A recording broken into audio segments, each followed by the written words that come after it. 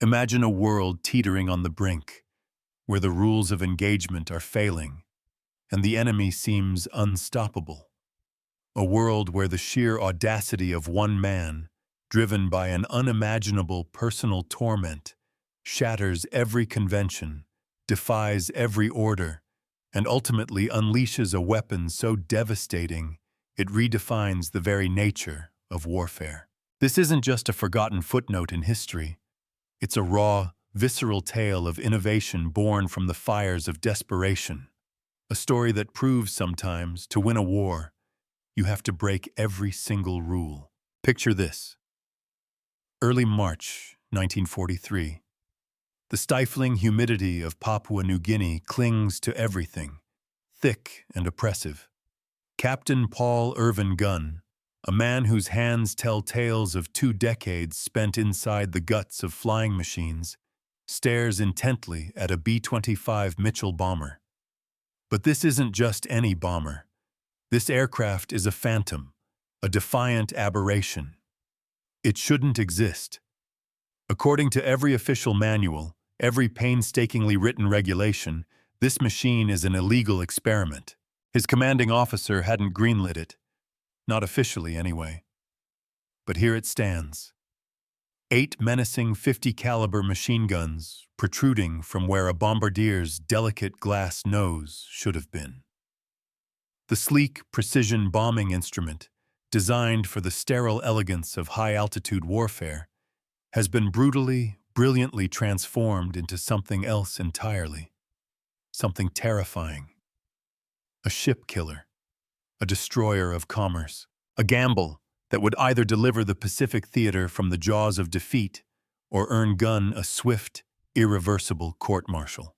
What neither Gunn, nor indeed anyone else, could grasp in that tense moment was that this audacious, unauthorized modification, born from a cauldron of desperation and a searing personal fury, was about to unleash the most cataclysmic defeat the Imperial Japanese Navy would suffer in the entire Pacific campaign. The very mathematics of Allied victory in the Southwest Pacific were being scribbled not on pristine battle plans approved by generals far away in Washington, but in the gritty, oil-stained confines of welding shops and maintenance hangars.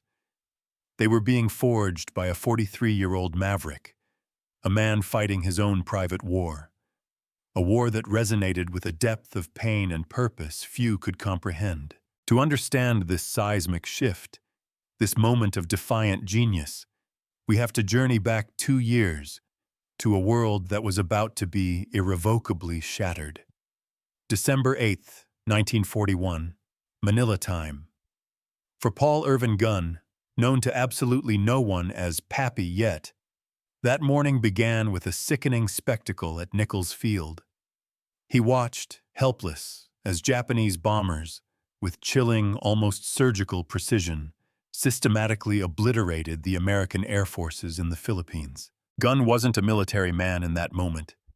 He was the manager of a fledgling civilian enterprise, Philippine Airlines, with a modest fleet of 4 Red Beach 18 civilian aircraft under his command.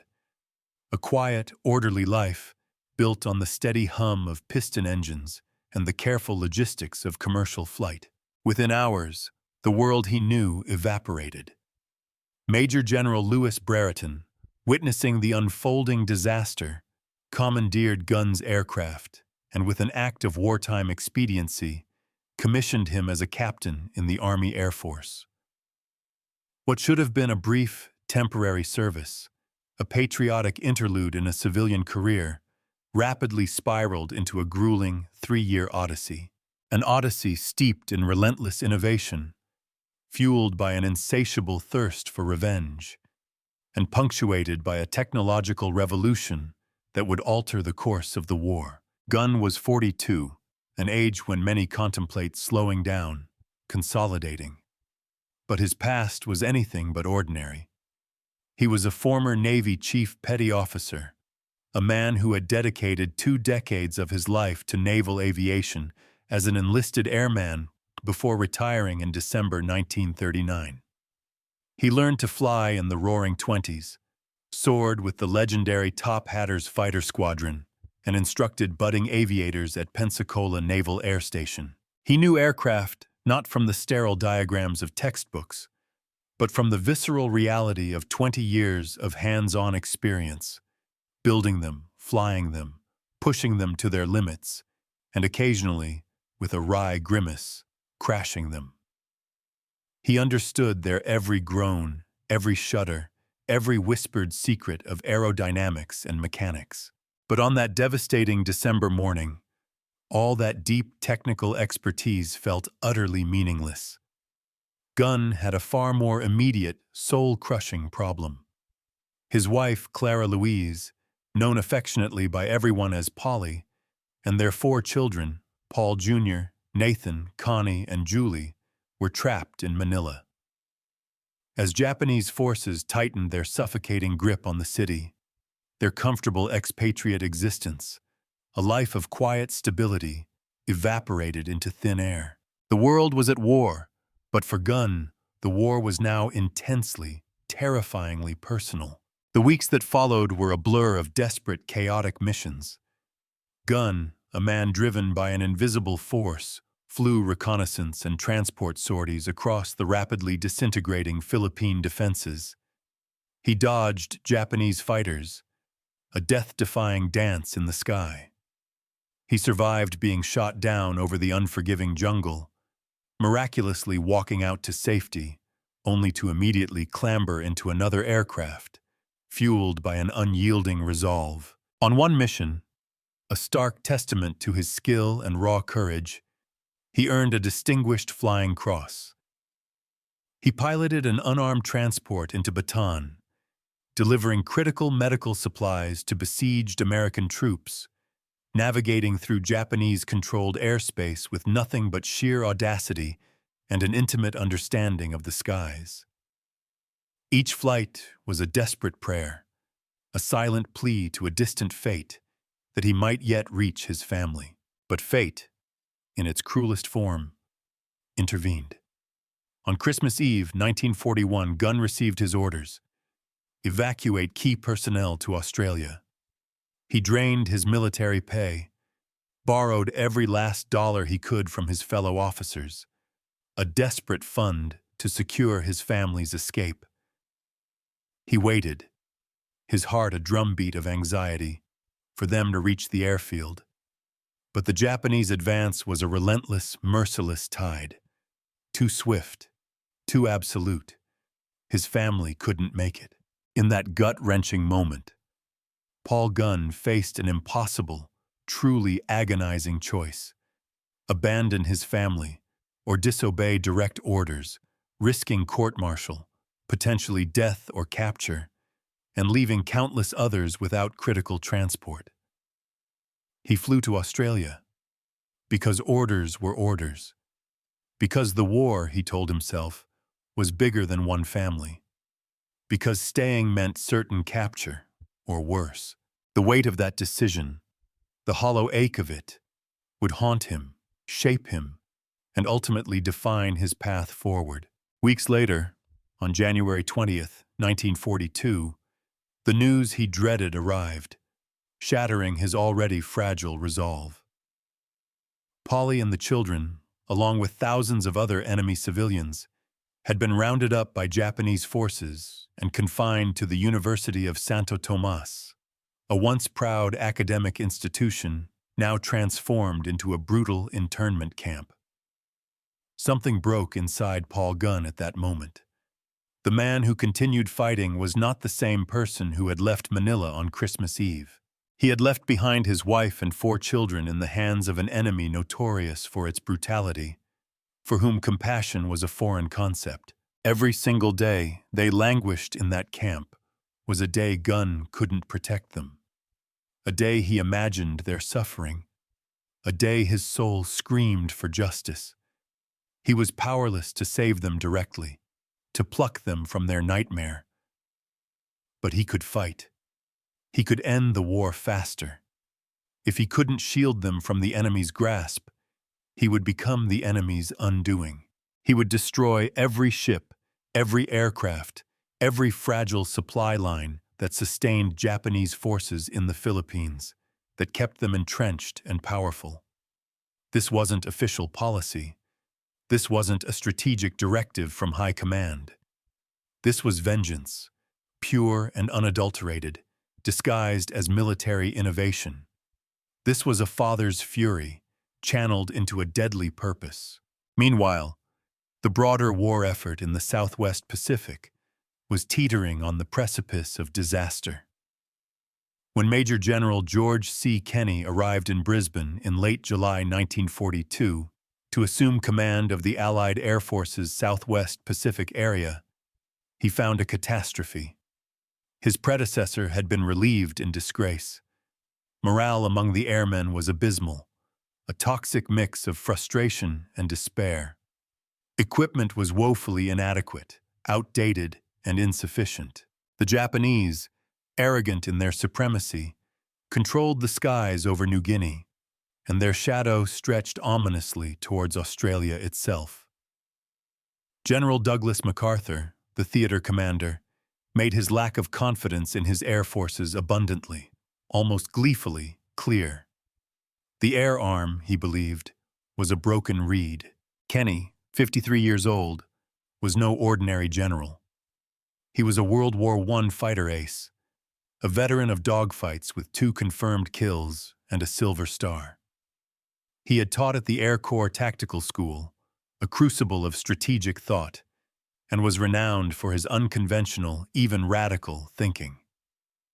He was a man who understood that sometimes, to win, you had to throw out the playbook. So, when MacArthur subjected him to an hour-long, scathing lecture about the manifold shortcomings of Allied air power, Kenney listened politely, absorbing every acidic word. And then, with a calm that bordered on audacious, he asked for one thing, and one thing only: the authority to send home anyone he considered deadwood. MacArthur, clearly taken aback by the bluntness of the request, agreed. Within weeks, Kenney had ruthlessly reshuffled his command structure, clearing out the old guard and bringing in aggressive younger officers, men eager to innovate. He established a forward headquarters in New Guinea, a bold move to speed up decision-making, to be closer to the action. To further accelerate the glacial pace of bureaucracy, he appointed Brigadier General Ennis Whitehead as his forward commander, granting him unprecedented authority to change aircraft assignments based on real-time weather and tactical conditions, rather than waiting for slow, cumbersome orders from Brisbane. This wasn't just a reshuffle, it was a revolution in command, a clear signal that the old ways were dead. But personnel changes, however vital, meant nothing without effective weapons. And the weapons they had were failing. Allied bombing from medium and high altitudes, the conventional doctrine of the day, was proving catastrophically, heartbreakingly ineffective against Japanese ships. High-altitude bombing, while safe for the bombers, gave enemy ships precious minutes to maneuver, to evade the falling bombs. The mighty B-17 flying fortresses, symbols of American air power, were hitting less than 1% of their targets. Japanese convoys laden with men and materiel were resupplying their garrisons in New Guinea with arrogant impunity. Allied ground forces were dying, slowly, painfully, in the suffocating jungles, while fresh Japanese troops poured ashore from ships that the high-flying bombers simply could not sink. The frustration was palpable, a bitter taste in the mouths of every soldier and airman. Kenney, a man who thought deeply and strategically, had been wrestling with this problem for years, ever since 1928, when he was an instructor at the tactical school. He had theorized about skip bombing, a radical concept of releasing bombs at very low altitude, allowing them to skip across the water like stones on a pond, slamming into the sides of ships below the waterline, where armor was weakest. The theory was sound, elegantly simple in its destructive potential. The execution, however, was proving difficult, almost impossible with existing aircraft. B-17s, designed for high-altitude daylight raids, lacked any forward-firing armament. Coming in at mast height meant flying directly into a storm of anti-aircraft fire, with absolutely no means to suppress the enemy gunners. It was a suicide mission, plain and simple. Then, in a twist of fate that would change everything, Kenny discovered Paul Gunn. In August 1942, Kenny received intelligence of a strange, unauthorized activity. Someone in the 3rd Attack Group was modifying A-20 Havoc light bombers, and these weren't minor tweaks. They were crude, roughshod, but undeniably effective. Someone had removed the bombardier from the aircraft's transparent nose and, in his place, installed 450 caliber machine guns, all firing savagely forward. The audacious idea was to strafe Japanese positions at extremely low altitude, silencing ground fire before dropping bombs. This was exactly the kind of unorthodox thinking Kenny admired. Kenny investigated personally. He found Captain Paul Gunn, working essentially alone, a solitary figure amidst the wreckage, scavenging weapons from wrecked fighters and meticulously mounting them into attack aircraft. Gunn, with no formal engineering degree, had taught himself aircraft modification through relentless trial and error. He possessed an intuitive, almost spiritual understanding of aircraft structures, weight distribution, and weapons systems, honed by 2 decades of hands-on experience that transcended any textbook knowledge. Most officers, steeped in military protocol, would have court-martialed Gunn on the spot for brazenly modifying military aircraft without authorization. Kenny, a true visionary, saw not insubordination, but genius. He immediately assigned Gunn to his personal staff as a special projects officer and gave him an impossible mission: modify every A-20 in the theater for low-altitude attack and do it immediately. No excuses, no delays, just results. Gunn, a man possessed, worked 18-hour days, often fueled by little more than coffee and a burning sense of purpose. He scrounged weapons from crashed aircraft, often literally pulling guns from mangled wrecks. He fabricated mounting brackets in makeshift workshops, improvising with whatever materials he could lay his hands on. He personally test flew each and every modification, refusing to delegate, refusing to compromise on safety or effectiveness. He added 4 50 caliber machine guns to the nose of each A-20, mounted additional guns along the fuselage, creating a formidable wall of lead, and installed bomb racks for parachute fragmentation bombs, designed for maximum devastation against ground targets. The modified A-20s, christened Strafers, went into combat in September 1942, striking a Japanese airfield at Buna. The results exceeded all expectations. The A-20 Strafers roared in at treetop level, guns blazing, a terrifying apparition, suppressing anti-aircraft positions with a blistering hail of bullets before releasing their bombs. Japanese defenders, accustomed to leisurely seeing high-altitude bombers approaching for minutes, had absolutely no time to react. The attack destroyed dozens of aircraft on the ground and demonstrated, conclusively, that low-level strafing could revolutionize air warfare. This was not merely an improvement, it was a paradigm shift. Kenny, emboldened by this success, immediately ordered Gunn to begin work on a similar, even more ambitious modification for the B-25 Mitchell medium bombers. The B-25 was larger than the A-20, had a longer range, carried more bombs, and, critically, could mount more forward-firing weapons. If Gunn could transform the Mitchell into a true gunship, it would become the most effective anti-shipping weapon in the theater. This was the moment the ship killer truly began to take shape. The B-25 Mitchell, a venerable aircraft designed in 1939, was initially conceived as a medium-altitude level bomber. A twin-engine aircraft with a wingspan of 67 feet 7 inches, it was powered by 2 Wright R2600 radial engines, each churning out a formidable 1,700 horsepower. Its standard armament consisted of 650 caliber machine guns for defense and a bomb load of up to 3,000 pounds. It carried a crew of 5: pilot, co-pilot, bombardier, radio operator, and gunner. The aircraft bore the name of General Billy Mitchell, a controversial advocate of air power who had been court-martialed in 1925 for his outspoken, often prophetic, views. Approximately 9,890 B-25s would eventually be built across 2 North American aviation plants. The B-25 had already cemented its place in American lore in April 1942, when Lieutenant Colonel James Doolittle famously led 16 B-25Bs on a daring raid against Tokyo, launching from the aircraft carrier USS Hornet.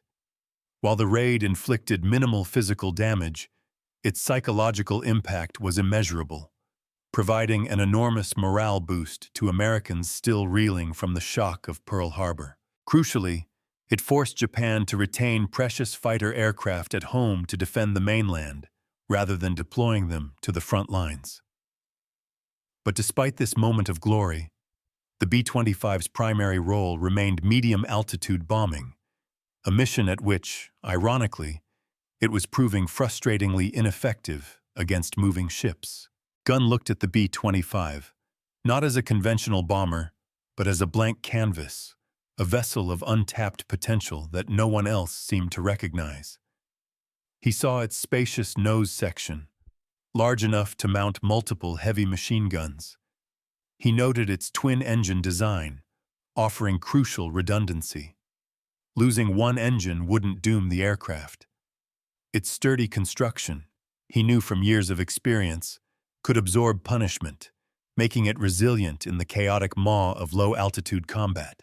Most importantly, the Mitchell had the range, the reach, to strike Japanese shipping lanes that the shorter-range A-20s simply couldn't touch. He envisioned a flying fortress of lead, a projectile-spitting monster that would rip ships apart. In late 1942, Gunn began his illicit alchemy in a maintenance hangar at Townsville, Australia. He was fortunate to find an unexpected ally in Captain Jack Fox, the North American aviation technical representative in the theater. Fox's official duty was to ensure that aircraft modifications rigidly adhered to factory specifications, a role that typically involved stamping out any deviation. Instead, he became Gunn's co-conspirator, a silent partner in what would become the most successful unauthorized aircraft modification program of the entire war. Together, they would build a legend. The first, and most symbolic challenge, was removing the bombardier and his transparent glass nose section. This wasn't just a practical decision. It was a rejection of the past. It saved weight, certainly, but more importantly, it eliminated a vulnerable position that was utterly useless for the brutal realities of low-altitude attack. Gunn replaced that delicate, fragile glass with a solid, unyielding metal nose, housing not one but 4 50-caliber M2 Browning machine guns, all firing forward, all operated by the pilot. Each gun was fed by a belt of 500 rounds of ammunition, capable of a blistering rate of fire, approximately 850 rounds per minute per gun.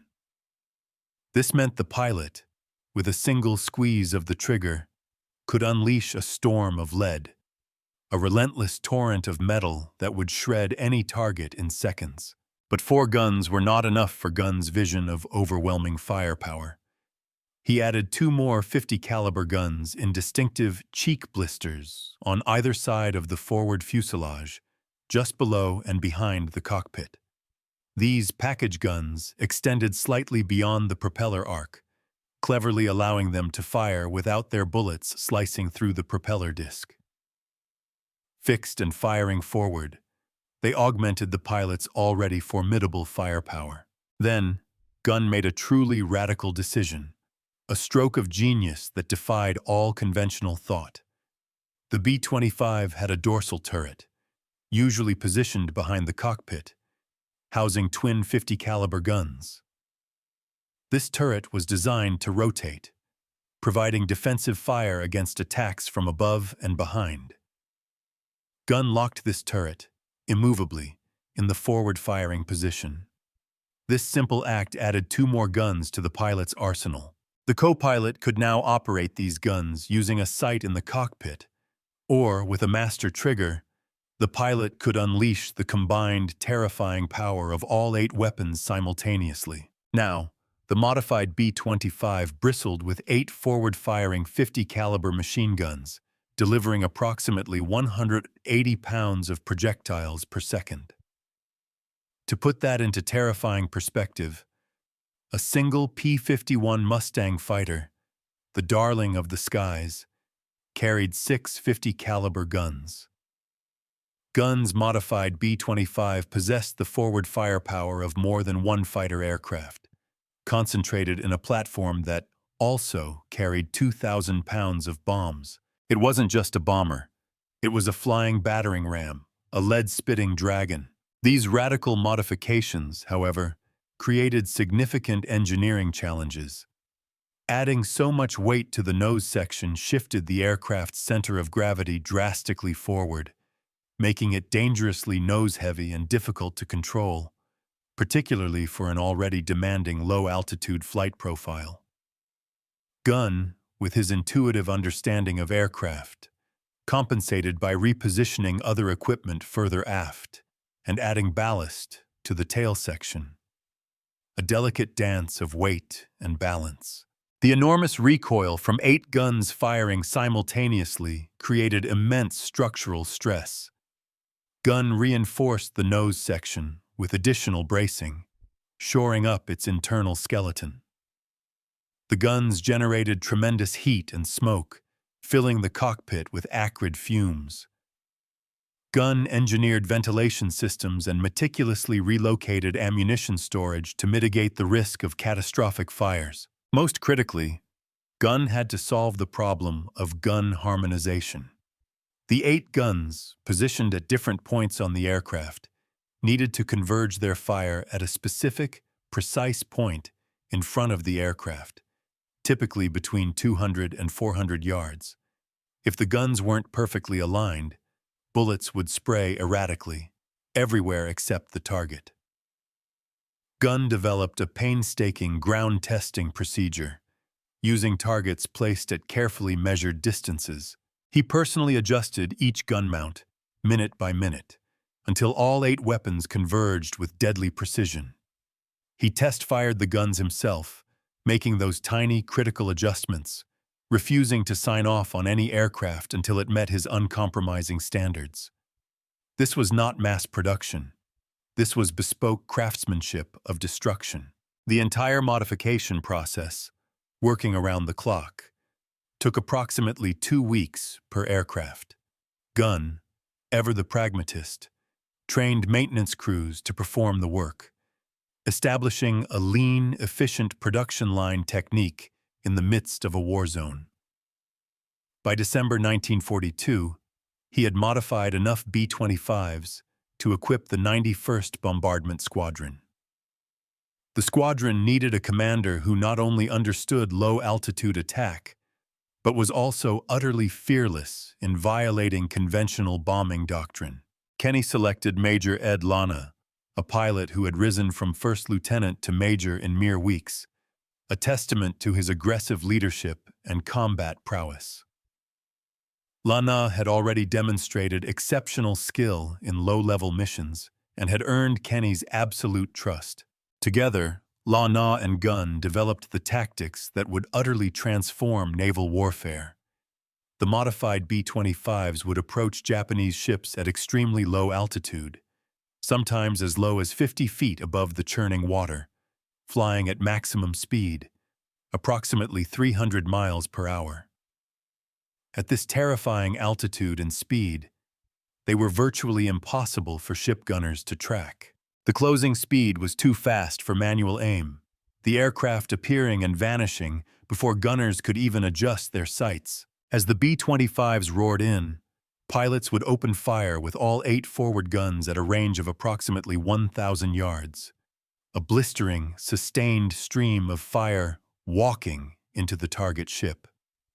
The torrent of 50-caliber bullets would sweep the decks, cutting down or suppressing anti-aircraft gunners, obliterating gun positions, shredding superstructures, and plunging the ship into instant chaos and terror. The primary purpose was not to sink the ship with gunfire, though the damage could be substantial and shocking. The purpose was to silence the ship's defenses, to sow terror and confusion among the crew, leaving them vulnerable and disoriented. Then came the bombs. At a range of approximately 200 to 400 yards, flying at the absolute minimum safe altitude, the pilot would release a bomb fitted with a 4 to 5 second delayed fuse. The bomb, still traveling at 300 mph, would strike the water, then skip across the surface like a flat stone. It would bounce once, perhaps twice, a deadly game of aquatic hopscotch, before slamming into the side of the ship at or, critically, below the waterline. The delayed fuse ensured the bomb didn't explode on impact. Instead, it would penetrate the hull, sink slightly beneath the surface, and then detonate. The explosion, occurring in the most vulnerable part of the ship, below the armor belt where hulls were thinnest, was devastatingly effective. The blast was amplified by the incompressibility of water, which transmitted shock waves with terrifying efficiency, magnifying its destructive power. A single bomb exploding below the waterline could break a ship's keel, rupture fuel tanks, flood engine rooms, and cause catastrophic structural failure. By the time the bomb detonated, the B-25 was already past the target, climbing rapidly to escape the blast and the inevitable secondary explosions. The entire attack, from the first gunshots to the bomb release, was a brutal ballet of destruction lasting approximately 10 seconds. Skip bombing itself was not entirely new. The British had experimented with the technique, and some American pilots had tried it independently, often with mixed results. But combining skip bombing with the overwhelming, suppressive power of forward-firing machine guns, that was Gunn's stroke of genius. The strafer nose turned the bomber into its own fighter escort, a self-contained, self-sufficient weapon system, suppressing defenses before delivering the killing blow with bombs. This terrifying combination would prove devastating beyond imagination.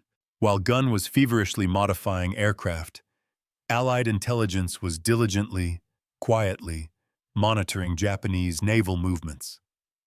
Ultra Intercepts, the top-secret code-breaking operation that had cracked Japanese naval codes, provided detailed, almost real-time information about enemy plans. Fleet Radio Unit Melbourne, known as FRUMEL, was reading Japanese messages almost as soon as they were sent. In late February 1943, FRUMEL intercepted messages indicating a major Japanese convoy was being assembled at Rabaul, on the island of New Britain. The convoy's destination was Lae, on the northern coast of New Guinea. Its cargo was crucial. Approximately 6,900 troops of the 51st Division and vital supplies for Japanese forces, desperately battling Allied advances in Papua. The intelligence was chillingly specific. 8 transport ships would carry the troops, escorted by 8 destroyers. The convoy would depart Rabaul at midnight on February 28, 1943, and arrive at Lae approximately 3 days later. This was Japan's maximum effort, a last-ditch gamble to reinforce New Guinea. If the convoy succeeded, Japanese forces would be significantly strengthened, potentially halting, even reversing, Allied advances. If the convoy failed, Japan would lose thousands of experienced troops, a blow from which they might never recover, and likely never attempt another major reinforcement by sea. The stakes could not have been higher. General Kenny, seizing the moment, saw an unparalleled opportunity to unleash his modified aircraft and new tactics against the most important target since Pearl Harbor. He marshaled every available aircraft in the theater for a coordinated, overwhelming attack. The strike force would be a symphony of destruction. B-17 flying fortresses bombing from medium altitude to draw attention and scatter ships. Royal Australian Air Force Beaufighters, with their formidable cannons, strafing at low level. P-38 Lightning fighters providing air cover. And, at the heart of the storm, Gunn's modified B-25 Strafers, executing their deadly skip bombing attacks. It would be the largest coordinated air operation in the Southwest Pacific to date, a gamble of monumental proportions. Kenny personally briefed squadron commanders on February 28th. His orders were explicit, chillingly clear. Find the convoy, attack without mercy, give no quarter, sink every ship. This was not a raid. This was an order for annihilation.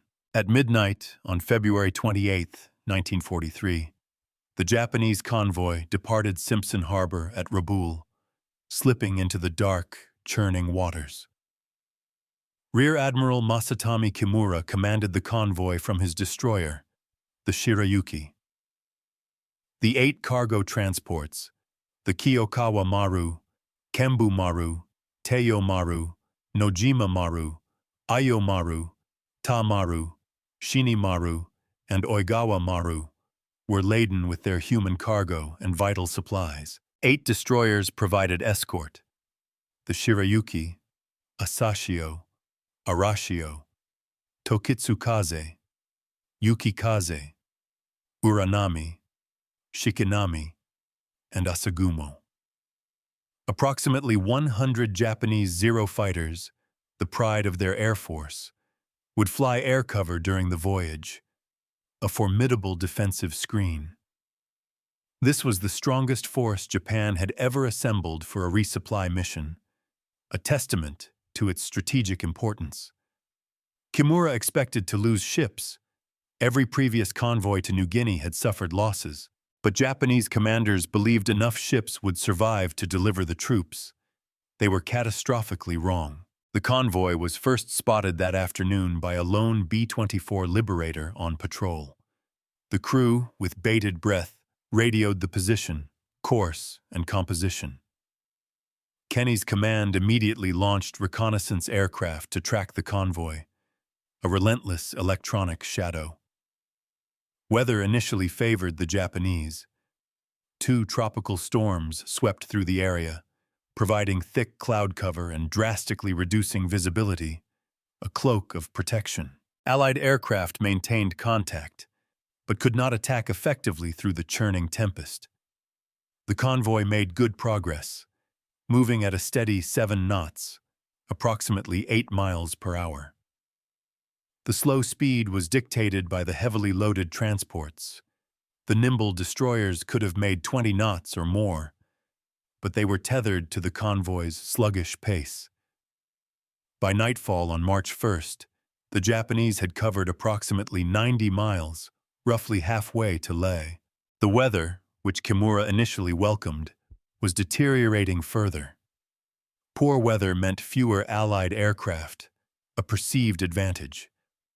But the storms also meant rough seas, which mercilessly pounded the transports, creating a hellish experience for the troops below decks, crammed into crowded, suffocating holds, suffering terribly from seasickness. On the morning of March 2nd, 1943, the weather improved slightly, a deceptive reprieve. Allied reconnaissance aircraft regained visual contact. At approximately 10:00 a.m., 29 B-17 flying fortresses attacked from 5,000 feet. The high-altitude bombing was, predictably, ineffective. The B-17s claimed hits, but Japanese records indicate minimal damage. One transport may have been slightly scathed. The attack served one crucial purpose, however. It forced the convoy to alter course repeatedly, slowing its relentless, agonizing progress toward Leh.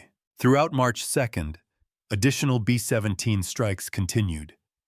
The flying fortresses dropped dozens of bombs from various altitudes, their payloads spiraling down, largely missing their marks.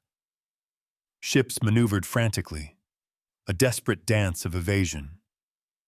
Japanese fighters engaged the bombers, resulting in several damaged B-17s and 3 Japanese fighters shot down. But no ships sank. The high-altitude attacks were harassing the convoy, certainly, but they were not stopping it. As night fell on March 2nd, Kenny knew the critical, decisive attack would come the next morning. Gunn's modified B-25s were ready. Major Lana had briefed his pilots repeatedly, instilling the tactics into their very bones. They had rehearsed the attack profile on a wrecked ship on February 28th, using combined formations of B-17s, B-25s, P-38s, and Beaufighters, a dress rehearsal for annihilation. Every pilot understood the mission. The skip bombing technique had been perfected. The Strafer guns had been harmonized with deadly precision. The ordnance had been loaded, waiting. The point of no return was fast approaching. At dawn on March 3, 1943, the heavens conspired. Weather conditions were, for the Allies, perfect for an air attack. Clear skies, excellent visibility, calm seas. Rear Admiral Kimura, watching the sunrise paint the sky, must have felt a chilling premonition. His convoy was approximately 30 miles from Leh, close enough that land-based anti-aircraft guns could provide some, albeit limited, support, but still agonizingly vulnerable to air attack. The Allied strike force assembled at Cape Ward Hunt on the northern coast of Papua, a gathering of aerial predators. Approximately 90 Allied aircraft converged on the Japanese convoy, a terrifying aerial armada, B-17 flying fortresses, modified B-25 Strafers, Royal Australian Air Force Beaufighters, and P-38 Lightning fighters for escort. Multiple waves would attack from different directions throughout the day, ensuring a relentless, ceaseless assault. The attack began at approximately 10 a.m. The B-17s struck first from medium altitude, a diversionary tactic, drawing attention and forcing ships to maneuver, their high-flying bombs whistling harmlessly. Then, the low-altitude aircraft arrived. The Beaufighters, the fierce Australian ground attack planes, came in first, strafing with their 4 20mm cannons and 6 machine guns, a brutal curtain of fire suppressing anti-aircraft defenses.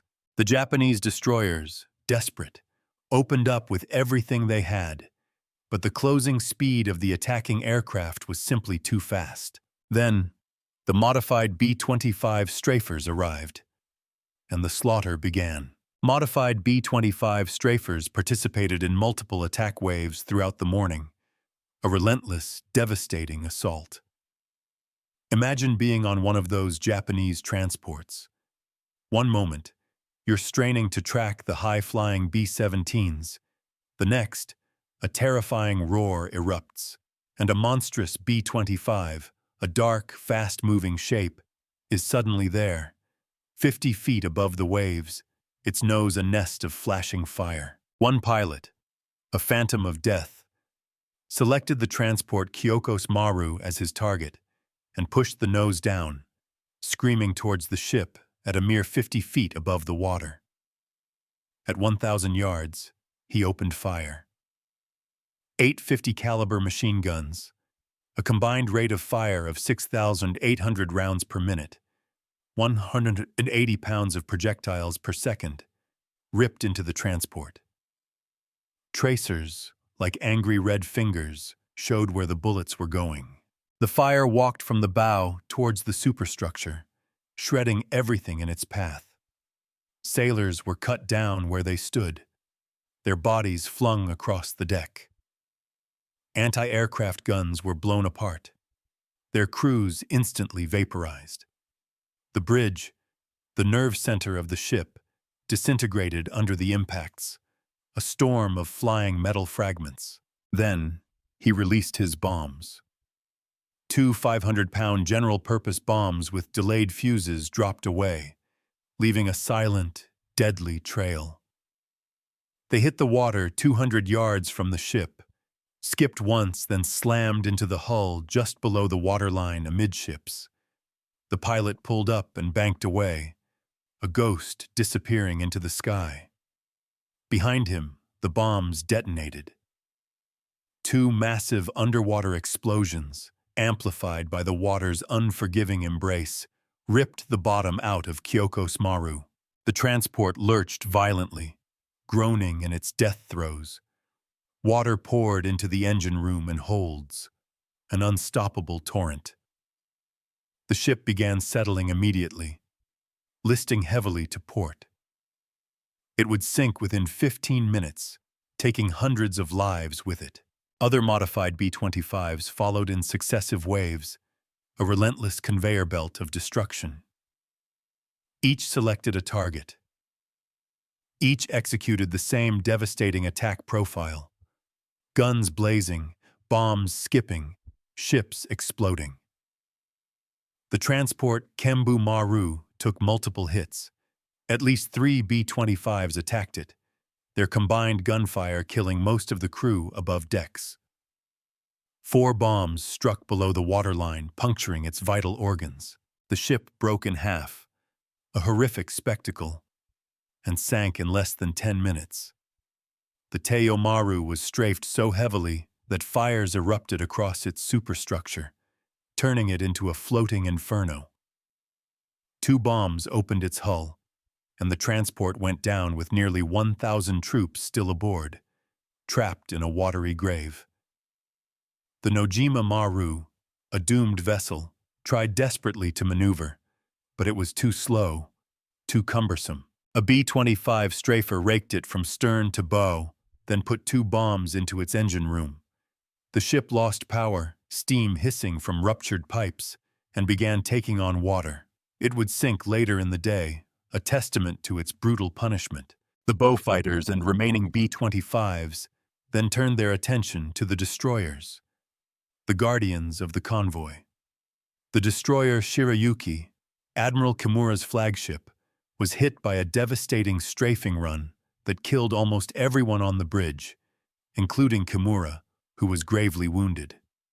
A bomb struck near the stern, igniting a magazine fire. Secondary explosions, a chain reaction of destruction, blew the stern section off. The destroyer, mangled and burning, sank. The Tokitsukaze took direct bomb hits that ignited its fuel tanks. The destroyer became a floating inferno, a funeral pyre for its crew, and sank within the hour. The Arashio, trying desperately to evade the onslaught, collided with the transport Nojima Maru while maneuvering, suffering heavy damage. The destroyer was abandoned, its crew rescued by other ships, and it too sank, a victim of both collision and the aerial assault. Throughout the attack, Japanese Zero fighters, the pride of their air arm, tried desperately to protect the convoy. But the P-38 Lightnings engaged them fiercely at high altitude, drawing them away. Meanwhile, the B-25s operated at masthead height, a realm where fighters could not safely attack without risking hitting their own ships. The coordination was perfect, a symphony of destruction orchestrated by Kenny and his maverick team. The initial attack lasted approximately 40 minutes. When the Allied aircraft withdrew to rearm and refuel, the scene was apocalyptic. 4 transports were sinking or already sunk. 3 destroyers were gone. The remaining ships were scattered, some damaged, all plunged into chaos. Hundreds of Japanese soldiers and sailors were in the water, their screams carried on the wind. Bodies floated among the wreckage, mute testament to the carnage. Oil slicks, burning fiercely, painted the sea in shades of fire and despair.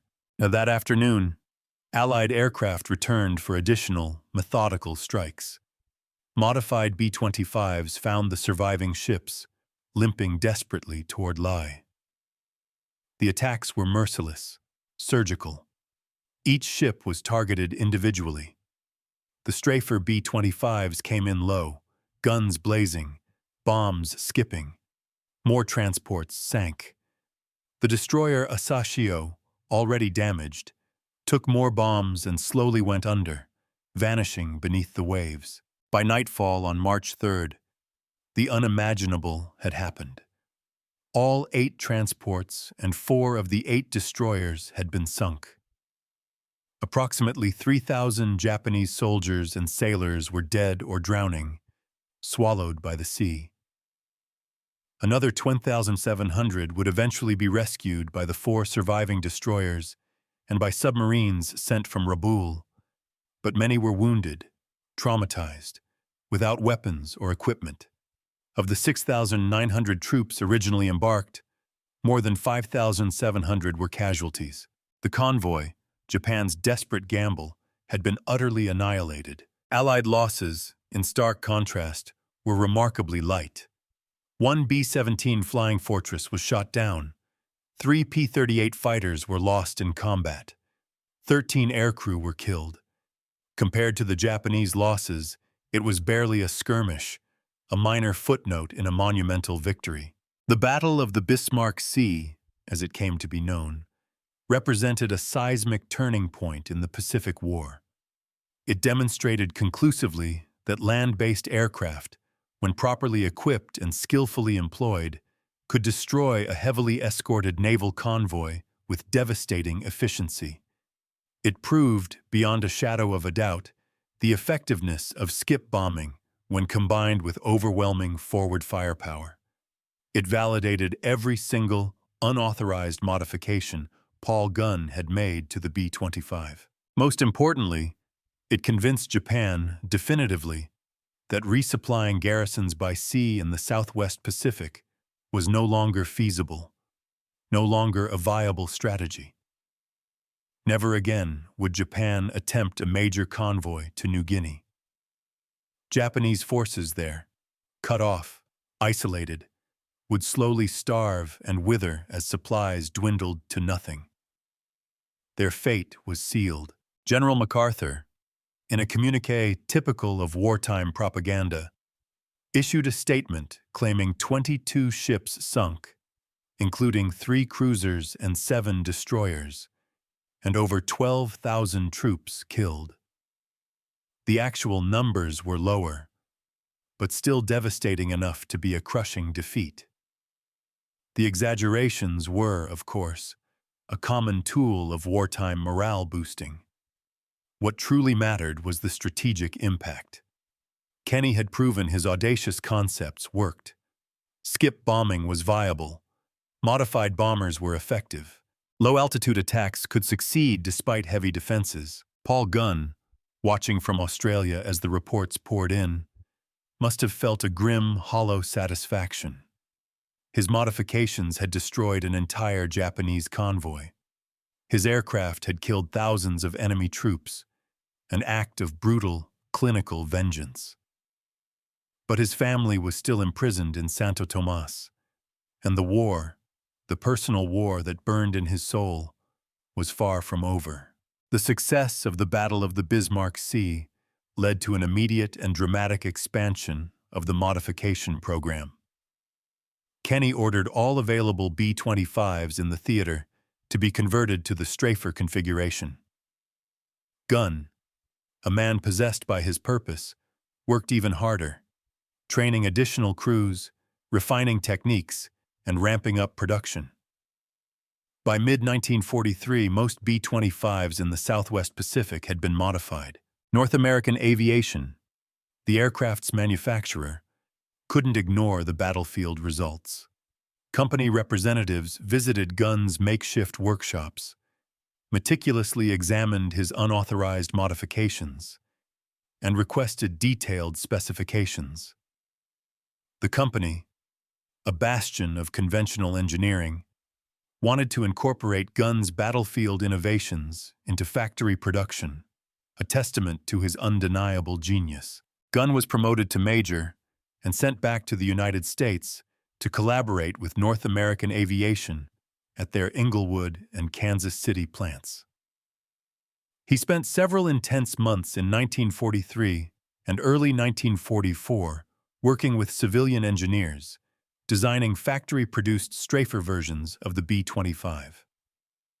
The result was the B-25G, a beast of an aircraft that mounted a formidable 75mm cannon in the nose, alongside four 50-caliber machine guns. 405 B-25Gs were built, a direct lineage from Gunn's desperate hangar modifications. The 75mm cannon fired a 14.7-pound shell, a projectile capable of penetrating ship armor or obliterating reinforced bunkers. But the cannon had its drawbacks. It was difficult to load, required a dedicated crew member in the nose, and had a painfully slow rate of fire compared to machine guns. Gunn personally tested the B-25G in combat, leading a raid with the 3rd Attack Group against a Japanese destroyer. He hit the fire control system with the 75mm cannon, disabling the destroyer's ability to coordinate its guns. The ship was then sunk by conventional bombs. Gunn insisted publicly that he had sunk the destroyer with the cannon, but privately, ever the pragmatist, he admitted it was the bombs that finished the job. The B-25H followed the G model into production. 1,000 B-25Hs were built, some equipped with the 75mm cannon and an astonishing 14 50-caliber machine guns, arranged in various devastating positions. The H model relocated the dorsal turret even further forward, and in a controversial move, eliminated the co-pilot position to save weight, with the navigator handling the cannon loading. This massive increase in firepower came at a cost. The B-25H was even more nose-heavy and difficult to control than its predecessors. Wright Field, the Army Air Force's development center, a bastion of engineering orthodoxy, sent Gunn a formal message stating the modification was dangerous and aircraft should be grounded until the center of gravity issue was resolved. Legend has it that Gunn, with characteristic defiance, replied, "Put center of gravity in storage for the duration. We have a war to fight." The story may be apocryphal, but it perfectly captured Gunn's uncompromising attitude. Technical perfection mattered less than combat effectiveness. The pilots, flying these unbalanced beasts, simply learned to compensate for the handling issues, their lives dependent on their skill and the effectiveness of the weapon. The final production variant, the B-25J, reverted to a conventional bombardier nose on some aircraft while retaining the Strafer nose on others, a recognition of the diverse roles the aircraft now played. 318 B-25Gs were built, making it the most numerous variant. Some B-25Js were equipped with 8 forward-firing guns in the nose, 4 guns in cheek blisters, 2 guns in the dorsal turret, and 4 guns in waist positions. Total armament could reach an astonishing 18 50-caliber machine guns, making it the most heavily armed bomber of World War II. This overwhelming firepower was unnecessary in most situations, but it intimidated enemy forces psychologically. Japanese troops learned to fear the distinctive, snarling roar of Mitchell engines, a sound that meant death was incoming, swooping low from the sky. Throughout 1943 and 1944, Gunn's modified B-25s devastated Japanese targets across the Pacific. In August 1943, B-25 Strafers attacked Japanese airfields at Wewak in New Guinea. The raids destroyed 174 aircraft on the ground, breaking the back of Japanese air power in the region. The Wewak raids were possible because Gunn had solved yet another problem: range. B-25s had sufficient range for most missions, but Wewak was at the absolute limit. Gunn developed a crude but effective technique using auxiliary fuel tanks carried in the bomb bay. Once the fuel was consumed, the tanks were jettisoned through an open hole cut in the fuselage floor. The system was rudimentary, with fuel fumes permeating the fuselage and a constant breeze blowing through the aircraft, but it extended range by several hundred critical miles. The WWII raids ended Japanese air superiority over New Guinea and allowed Allied ground forces to advance with minimal air opposition, a crucial tactical advantage. In November 1943, B-25 Strafers attacked Rabaul Harbor in one of the war's most spectacular and brutal raids. Major Raymond "Jock" Henterberry led 38 B-25s against shipping in the heavily defended harbor, a hornet's nest of anti-aircraft fire. The attack occurred at masthead height, with P-38s providing top cover and phosphorus bombs creating dense smoke screens to obscure the attack. Of 38 vessels in the harbor, 30 received direct hits. 1 heavy cruiser, 3 destroyers, and numerous transports and support ships were sunk or damaged.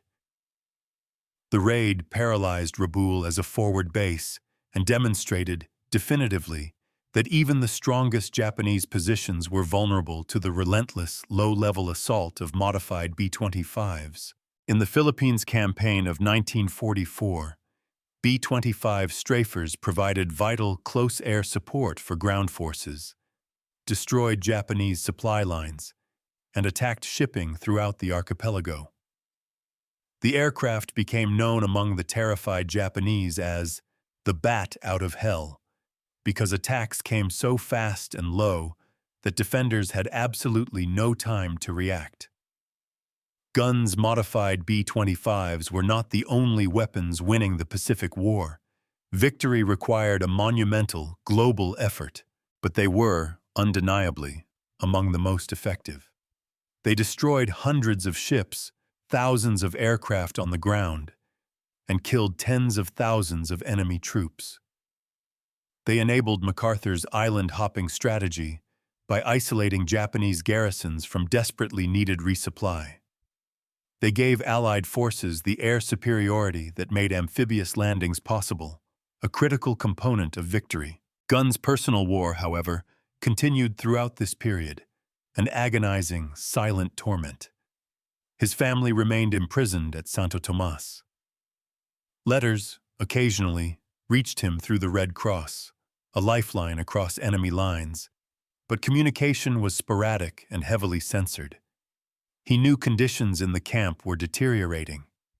Japanese guards became harsher, more brutal, as the tide of war turned irrevocably against them.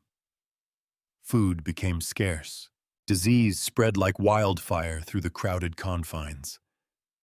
Gunn, thousands of miles away, could do nothing except fight harder, push relentlessly, hoping each mission brought the war's end and his family's freedom closer. In late 1944, American forces invaded Leyte in the Philippines, beginning the liberation of the islands. Gunn was there, still flying combat missions at age 45, an old man by combat pilot standards, still relentlessly looking for ways to destroy the enemy more efficiently, to hasten the inevitable. On a night in late 1944, Japanese bombers attacked Tacloban airfield on Leyte. Gunn was on the ground, ironically, not in the air, when white phosphorus bombs exploded nearby.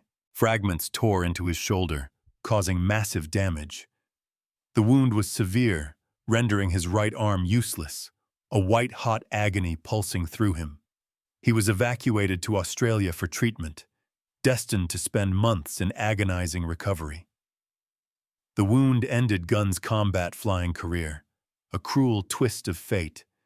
But his personal war, the war for his family, was almost over anyway. On February 3, 1945, elements of the 1st Cavalry Division, forming a flying column, liberated Santo Tomas internment camp in Manila. The cavalry arrived just as Japanese guards were preparing to execute the camp's leadership, a last act of barbarity. In the chaos of Manila's brutal street fighting, American soldiers freed over 4,000 internees. Among them were Polly Gunn and her 4 children. They had survived 3 years and 14 days of internment, an unimaginable ordeal. The family was emaciated, traumatized, their faces etched with the horrors they had witnessed. But miraculously, mercifully, they were alive. General MacArthur personally visited the camp shortly after liberation and met the Gunn family. He immediately arranged for them to be flown to Australia to reunite with Pappy Gunn, the man who had waged his own war to save them. The reunion, weeks after liberation, was a moment of profound, almost unbearable emotion. The man who had left Manila on Christmas Eve 1941 finally held his family again. Polly had kept the children together through impossible circumstances, a testament to her strength. The boys, now young men, had survived the brutal separation of male and female quarters. The girls had endured years of deprivation and fear. They were together again, but they were different people than they had been, fundamentally altered by the crucible of war. The war had changed them all, leaving scars both visible and invisible, a testament to the human cost of conflict. Gunn remained in the Army Air Forces after recovering from his wounds. He was promoted to lieutenant colonel and continued working on aircraft modifications and tactical development, though he no longer flew combat missions. He retired from military service on June 30, 1948, as a full colonel, medically retired due to his injuries. His decorations told a story of extraordinary valor. The Distinguished Flying Cross with one oak leaf cluster, indicating a second award. The Silver Star, the Legion of Merit, the Air Medal, 9 Purple Hearts, and numerous unit citations and campaign ribbons. 9 Purple Hearts. 9 separate occasions on which he was wounded or injured in combat, a staggering testament to his courage and unwavering presence on the front lines. After the war, Gunn, restless and driven as ever, returned to the Philippines and re-established Philippine Airlines. The country was rebuilding from years of brutal occupation and the devastating destruction of liberation. Gunn, with his innate understanding of logistics and his passion for flight, helped restore air transportation, reconnecting islands that had been isolated and ravaged by war. He was still flying, still taking risks, still pushing limits, a man forever tied to the sky. On October 11th, 1957, 7 days before his 58th birthday, Gunn was flying a charter flight when his aircraft encountered a severe storm. The plane crashed. Paul Irvin "Pappy" Gunn died doing what he had done for nearly 40 years, flying. He was buried at Barrancas National Cemetery at Naval Air Station, Pensacola, Florida, where he had once been an instructor, closing a remarkable circle. His legacy, however, lived on in multiple, powerful forms. The B-25 Strafer modifications he pioneered remained standard throughout the war. Approximately 9,000 B-25 Mitchells were built, and thousands were configured as Strafers based directly on Gunn's designs. The skip bombing technique he helped perfect destroyed hundreds of Japanese ships and contributed significantly to Allied victory in the Pacific. Gunn demonstrated, conclusively, that innovation could come from anywhere, even from the desperate, ingenious modifications made by a grieving father in a makeshift maintenance hangar, thousands of miles from official channels. The official military bureaucracy, steeped in tradition, initially wanted to fight World War II with existing weapons and approved tactics. Gunn showed that desperate circumstances required desperate innovations, a willingness to defy the rulebook. The Battle of the Bismarck Sea became a seminal case study in military academies worldwide, a blueprint for future conflicts.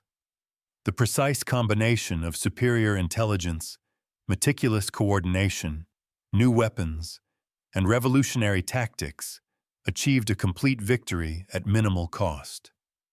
It demonstrated, unequivocally, what air power could accomplish against naval forces when properly employed. 8 transports destroyed, 4 destroyers sunk, over 5,000 casualties, all for the loss of 4 Allied aircraft. The mathematics were simple and brutal. You could not survive, you could not operate, in an environment where the enemy controlled the air. Every ship sunk in the Bismarck Sea represented dozens of missions that would never be flown, hundreds of troops who would never fight, thousands of rounds of ammunition that would never be fired. Destroying supplies before they reached the battlefield was, quite simply, the most efficient, most devastating form of warfare.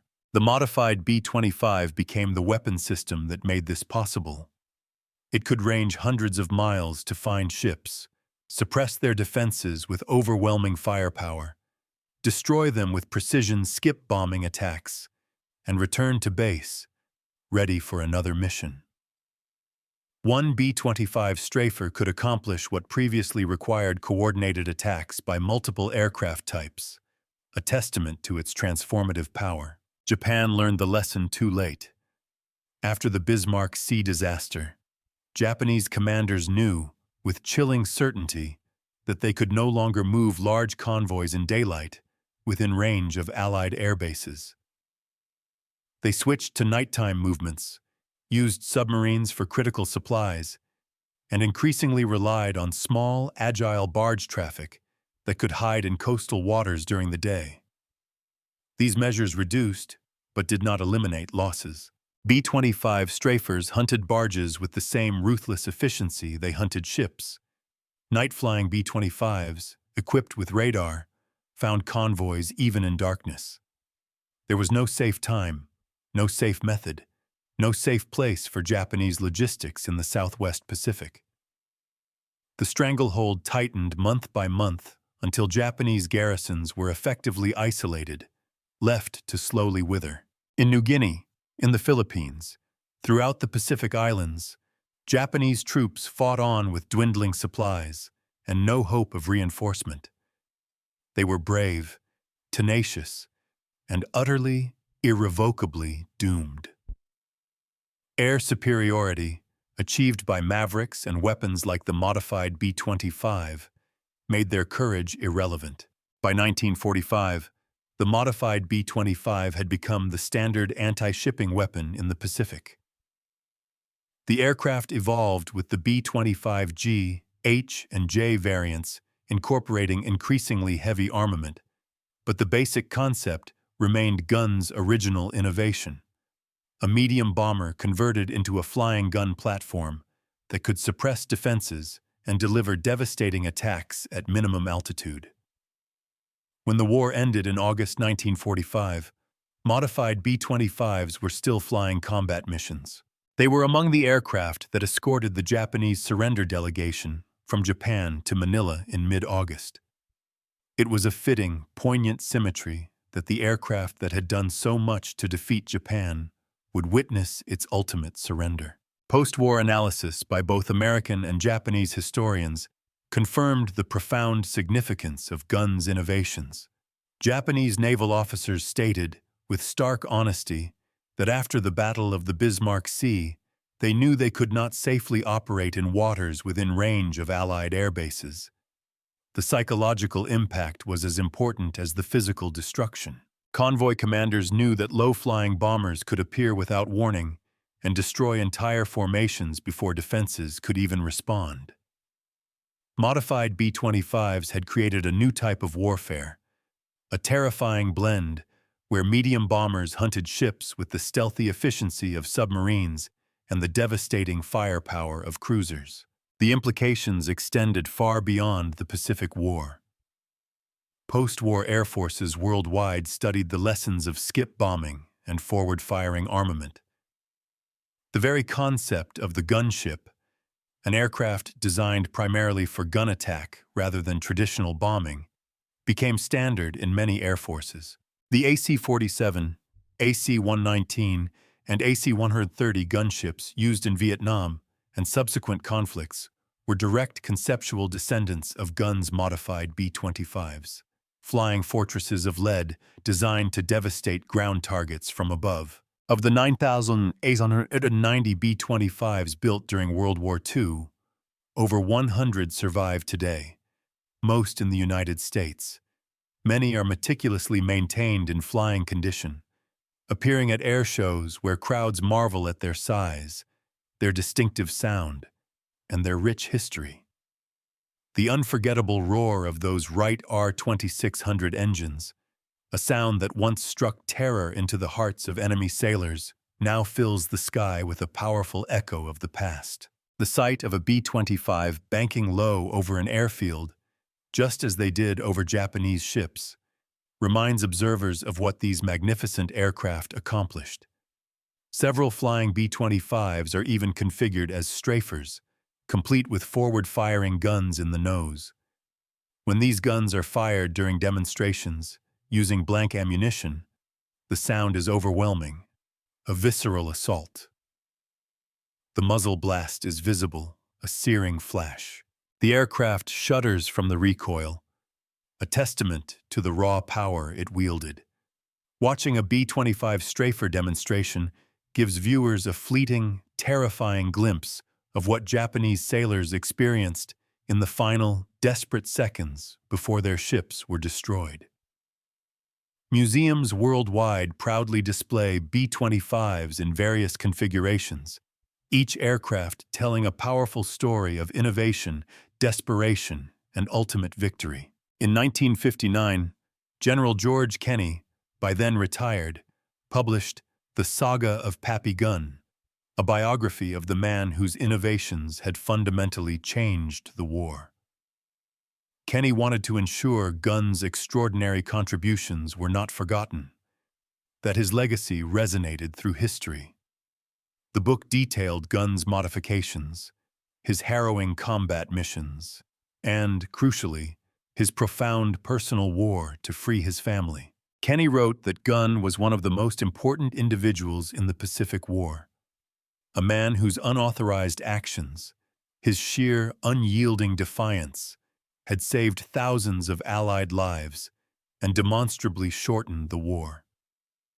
Nathaniel Gunn, Pappy's youngest son, also wrote about his father's story, providing the invaluable family perspective, describing life in Santo Tomas and the long, agonizing wait for liberation. The Gunn family story became a powerful example of the brutal human cost of war and the extraordinary strength required to endure unimaginable hardship.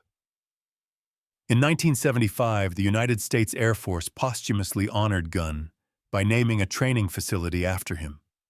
The recognition was long overdue, but deeply heartfelt, a permanent tribute to a man who never sought glory, only effectiveness. The story of how one engineer's illegal idea created a devastating weapon system remains profoundly relevant today. Paul Gunn refused to accept his family's imprisonment as an inevitable, unchangeable fate. He refused to accept that existing weapons were adequate for the desperate fight they faced. He refused to accept regulations that stifled and prevented innovation, seeing them as obstacles, not immovable barriers. That unyielding refusal, combined with his extraordinary technical skill and the visionary support of General Kenney, produced modifications that fundamentally changed warfare.